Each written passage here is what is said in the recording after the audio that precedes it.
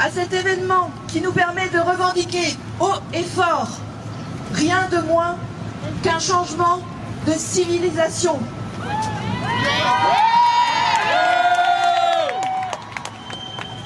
Parce que la production de viande implique de tuer les animaux que l'on mange. Parce que nombre d'entre eux souffrent de leurs conditions de vie et de mise à mort. Parce que la consommation de viande et autres produits d'origine animale n'est pas une nécessité. Parce que les êtres sensibles ne doivent pas être maltraités ou tués sans nécessité. Nous, rassemblés ici et ailleurs de par le monde, revendiquons l'abolition de l'élevage, de la pêche, de la chasse des animaux pour leur chair, leurs œufs, leur lait, ainsi que la vente et la consommation de produits d'origine animale.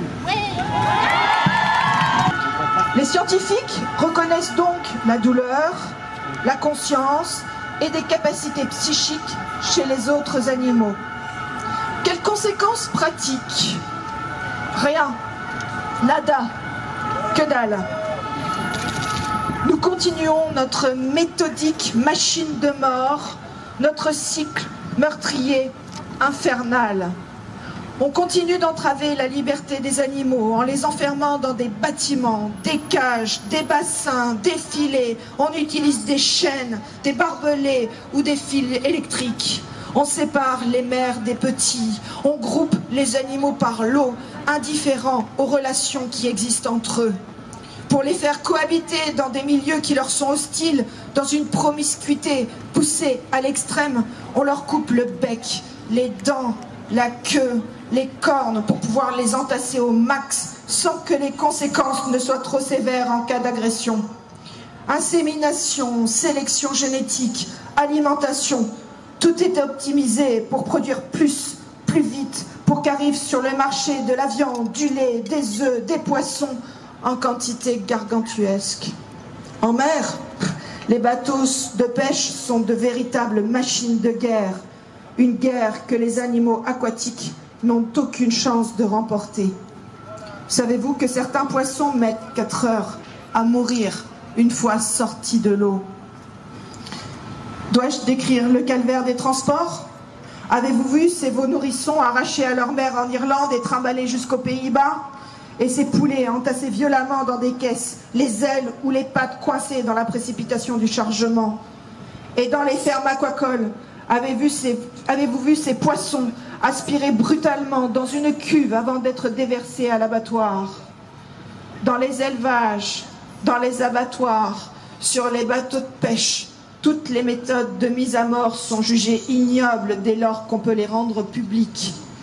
Avec ou sans étourdissement, bio ou pas bio, on vole aux animaux violemment, brutalement, ce qu'ils ont de plus précieux, leur vie. Éthiquement, notre attitude est indéfendable. Aucune question de nécessité ou de survie ne vient plus justifier le fait qu'on tue des animaux pour se nourrir.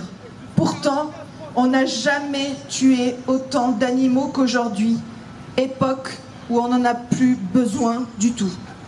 La bataille des arguments est clairement favorable aux animaux. Il reste à notre société à reconnaître ses horreurs, ses erreurs, à être juste, à se mettre en cohérence. Le malheur des animaux n'est pas la seule conséquence d'un système devenu fou. Je ne le ferai pas, mais je pourrais vous parler longuement des conséquences sur les humains, le climat, l'environnement, la santé publique. Peu de formations politiques s'en saisissent aujourd'hui. Pourquoi ça n'avance pas? Les lobbies veillent. Maintenir et même augmenter la cadence, garder leur puissance leur est indispensable.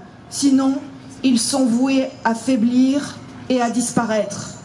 Alors pour eux, hors de question d'accepter le plus petit changement. Le système doit être verrouillé. À l'Assemblée, lors de la loi alimentation, on a vu des interdictions pourtant plébiscitées par les citoyennes et les citoyens rejetées. Les lobbies savent que la moindre avancée nous rapproche de l'abolition. Le chemin des lois est pour l'instant bloqué. Continuons par d'autres chemins à démanteler l'industrie de la viande, méthodiquement, morceau par morceau. Continuons à lui mettre des bâtons dans les roues. Continuons à faire reculer jusqu'à les faire disparaître les souffrances qui sont infligées aux animaux. Continuons à étaler la laideur du meurtre alimentaire au grand jour. Continuons à rassembler des forces. Continuons à faire de la question animale un sujet majeur et incontournable.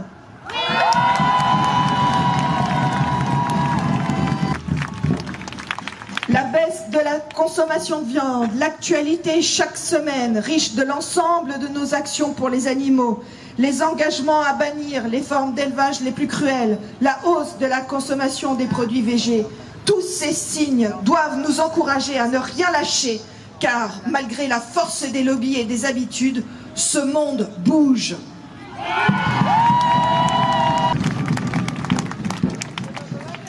Et notre mouvement prend de l'ampleur.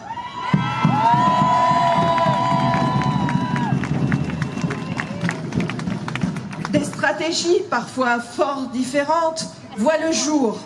Tous, nous devons faire face à la répression, résister à l'asphyxie judiciaire. Certains d'entre nous prennent même des coups, d'autres sont jetés en prison. Notre volonté farouche et commune. Au minimum, faire que les humains arrêtent de provoquer le malheur des autres animaux, stopper le carnage de plus de 50 millions de vies chaque jour en France, de plus de 3 milliards de vies chaque jour dans le monde. C'est ce à quoi nous œuvrons sincèrement tous les jours.